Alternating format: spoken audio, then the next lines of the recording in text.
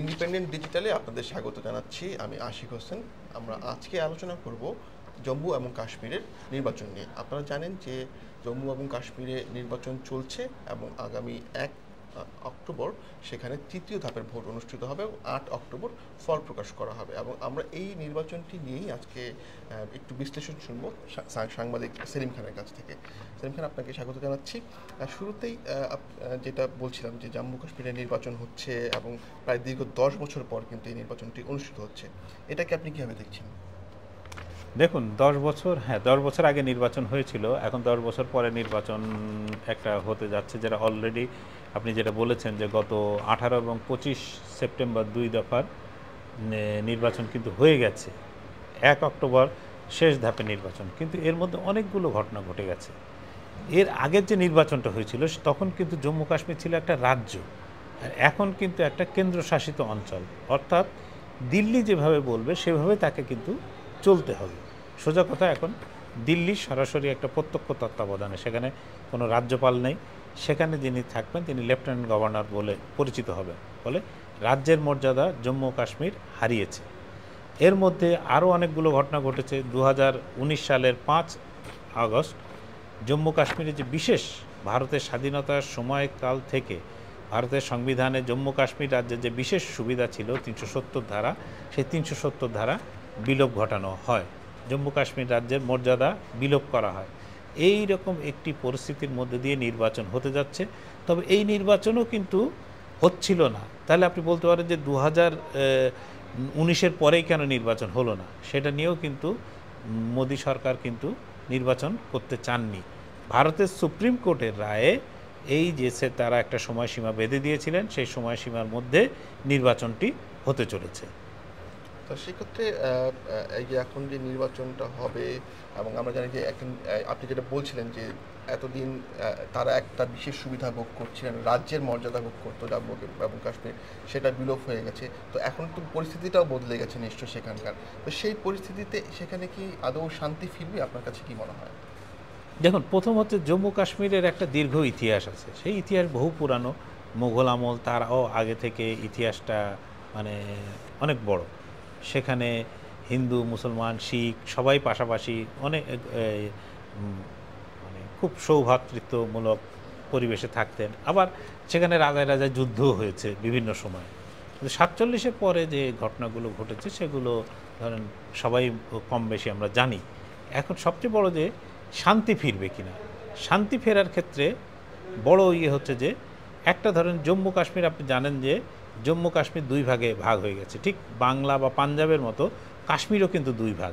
কাশ্মীরের একটা ভাগ আজাদ কাশ্মীর নামে পাকিস্তানের মধ্যে পড়েছে, আর একটা কাশ্মীর বা জম্মু কাশ্মীর নামে কিন্তু ভারতের সঙ্গে সংযুক্ত আছে। ভারত দাবি করে যে পুরো কাশ্মীর তাদের, পাকিস্তান দাবি করে যে কাশ্মীর তাদের। ফলে ইন্টারন্যাশনালি বা আন্তর্জাতিকভাবে কাশ্মীর কিন্তু একটা ডিসপিউটেড ল্যান্ড, ঠিক আছে। এখন এখানে দীর্ঘদিন ধরে একটা স্বাধীনতার জন্য লড়াই বলি বা স্বাধিকারের জন্য লড়াই বলি বা জঙ্গি উপদ্রব বলি, যে নামেই বলি না কেন, এক ধরনের আইন শৃঙ্খলাজনিত সমস্যা কিন্তু তীব্র আছে। সেখানে প্রায় 5 ভারতীয় সেনাবাহিনী সদস্য সহ বিভিন্ন বাহিনীর, আধা সামরিক বাহিনী, সামরিক বাহিনী, পুলিশ বাহিনী সহ কাশ্মীরে 5 লাখ মানে আইন শৃঙ্খলা বাহিনীর সদস্য মজুদ আছেন। এইরকম একটা পরিস্থিতিতে ভোট হতে যাচ্ছে। ভোটের সমস্যাটা কোথায়? ভোটের সমস্যা ছিল যে এতদিন যে দলগুলো ছিল মানে বেশ প্রমিনেন্ট, যেরকম ধরেন ন্যাশনাল কনফারেন্স, বহু পুরানো দল, সেই 47-এর আগে থেকে তারা আছে, যাদের মানে এখনকার ইয়েতে ফারুক আবদুল্লাহ বা তার ছেলে ওমর আবদুল্লাহ এরা আছেন। মুফতি মোহাম্মদ শহীদের মৃত্যুর পর তার মেয়ে মেহবুবা মুফতির দল পিডিএফ আছে, কংগ্রেস আছে। আসলে এই দলগুলো মানে ধীরে ধীরে আপনার কিছুটা প্রাসঙ্গিকতাও হারিয়েছে মানুষের কাছে। কারণ হচ্ছে দোদুল্যমানতা। এক হচ্ছে যে আমি হয় ভারতের সঙ্গে, ভারতের পুরো এর সঙ্গে থেকে করব, অথবা স্বাধিকারের জন্যে লড়াই করব। এই দুইয়ের মাঝামাঝি থাকতে গিয়ে মানে কাশ্মীরের যে অংশ, সেই মানুষের কাছে কিন্তু এই দলগুলো প্রাসঙ্গিকতা হারিয়েছে।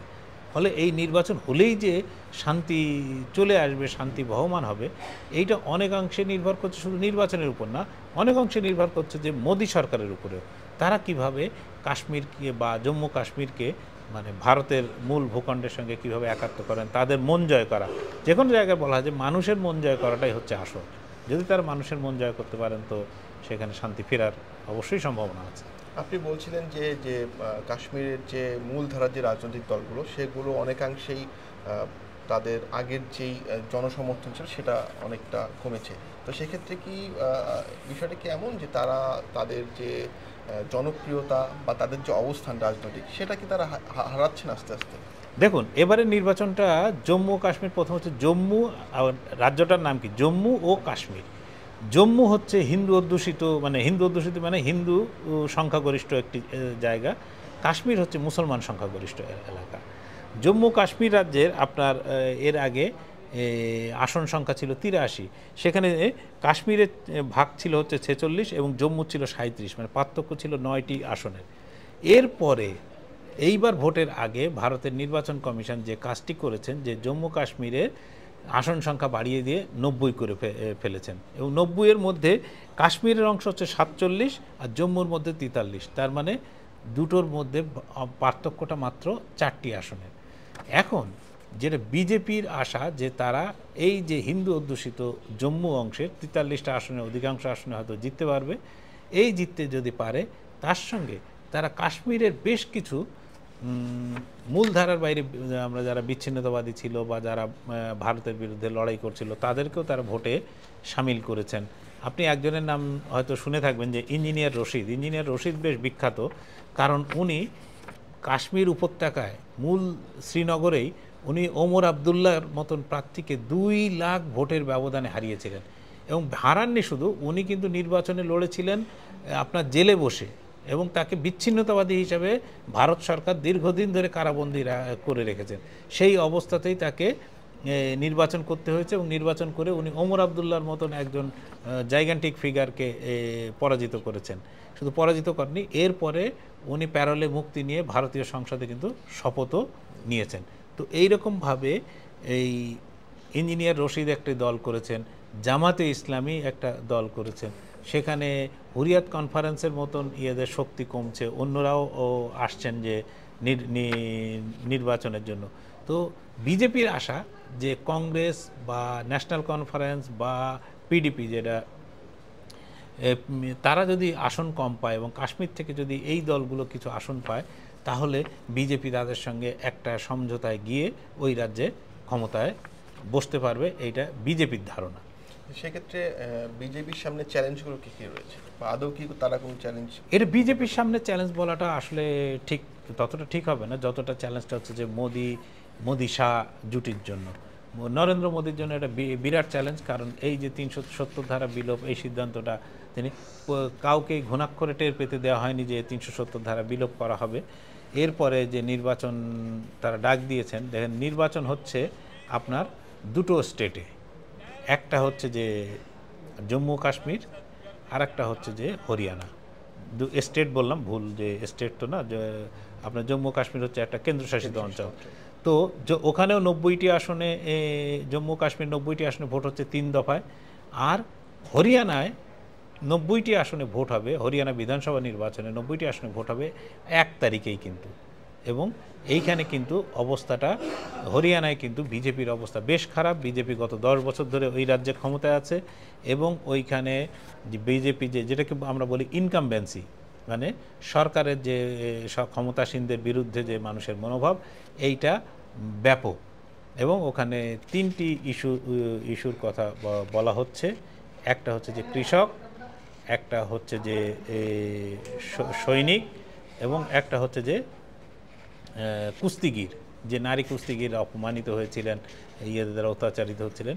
এই 3টে ইস্যুতে হরিয়ানায় কিন্তু ব্যাপক ক্ষোভ বিক্ষোভ চলছে, এবং অনেকাংশে বিজেপি নেতৃত্ব হয়তো ধরেই নিয়েছেন যে হরিয়ানা হয়তো আর তাদের হাতে থাকছে না। এখনও পর্যন্ত যে হিসাব ভারতীয় গণমাধ্যম, মূল গণমাধ্যম বলবো না, গণমাধ্যমের বাইরে যা হিসাব, তাতে কংগ্রেসই ওই রাজ্যে ক্ষমতায় আসতে চলছে, এইরকমই তারা বলছেন। সেক্ষেত্রে যদি নরেন্দ্র মোদী হরিয়ানা হারান কিন্তু আবার যদি কাশ্মীরটাকে রাখতে পারেন, সেটা তার জন্য অনেকটা ফেস সেভিংস হবে। আর যদি উনি দুটোই হারান তাহলে কিন্তু এরপরে মহারাষ্ট্রের মতো বড় রাজ্যে নির্বাচন আছে, ঝাড়খণ্ডের মতো রাজ্যে নির্বাচন আছে, এর প্রভাব কিন্তু নরেন্দ্র মোদীর উপরে এই পড়বে। এবং যেহেতু কোনো নির্বাচনে বিজেপি তার কোনো নির্বাচনে, সেটা কেন্দ্রে হোক রাজ্যে হোক, কোনো জায়গাতেই মোদি ছাড়া অন্য কাউকে প্রজেক্ট করা হয় না। ফলে সাফল্যের পুরোপুরি ভাগ যখন মোদি পান, তখন ব্যর্থতার দায়ভারও কিন্তু মোদির কাঁধে চাপে। ফলে এই নির্বাচন যদি জম্মু কাশ্মীর এবং হরিয়ানা দুটোই বিজেপি হারায়, তাহলে এর দায় মোদিকে অনেক বড় আকারে দিতে হবে। আজ যদি দেখা যায় যে জম্মু কাশ্মীরে জিতেছেন কিন্তু হরিয়ানায় হেরেছেন, তাতে হয়তো মোদির কিছুটা মুখ রক্ষা হবে। সেলিম খান, আপনাকে অনেক ধন্যবাদ আপনার বিশ্লেষণের জন্য। অনেকগুলো নতুন পয়েন্ট, অনেকগুলো নতুন বিষয় আসলে আমরা জানলাম। নিশ্চয়ই পরবর্তীতে আবার আপনার সাথে কথা হবে। আজ এই পর্যন্তই, দেখা হবে পরের আয়োজনে। ততক্ষণ পর্যন্ত ইন্ডিপেন্ডেন্ট ডিজিটালের সঙ্গে থাকুন।